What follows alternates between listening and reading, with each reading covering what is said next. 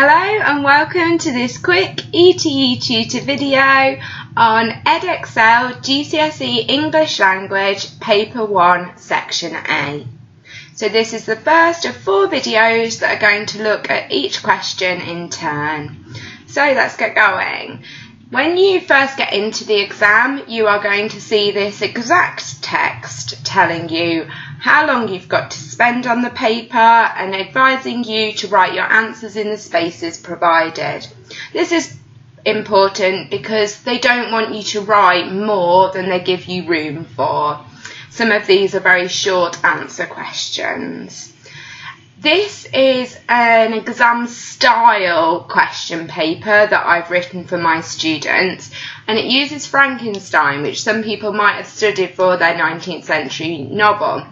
The reason for doing this is to make it a little bit easier for people. I realise that you don't have that much time to revise and you've got lots of other subjects to think about. So if you've already studied Frankenstein, hopefully you'll find this quite straightforward. If you haven't, it just works in the exact same way as if you were seeing a 19th century text for the first time. Right, let's have a look now at question 1. So as you hopefully already know, you are always going to be asked to look for information from a particular part of the text.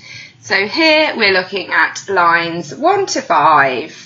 So make sure you don't step outside that area, otherwise there's no way you can get that mark. What we then have to look at is what exactly is the question focus.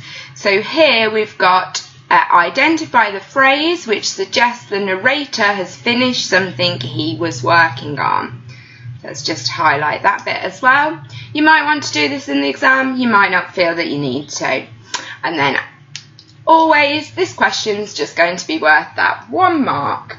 And what they want here is a direct quotation.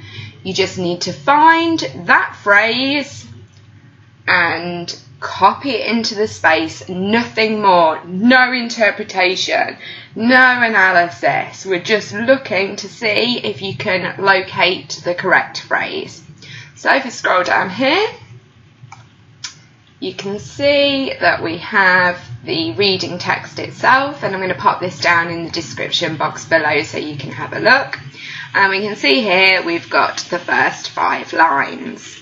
So if you have a quick read of that now, and can you identify that phrase, the ones that tells us that the narrator has finished something he was working on? Okay? And hopefully you have identified that the phrase you need is this one here. So all you need to do is copy that into the space provided. Excellent. 1 mark. I will just warn you that some people get caught out with this one and lose that precious mark by writing too much. So just really try to ensure that you've got the phrase, the minimum that you need that communicates what the question focus is.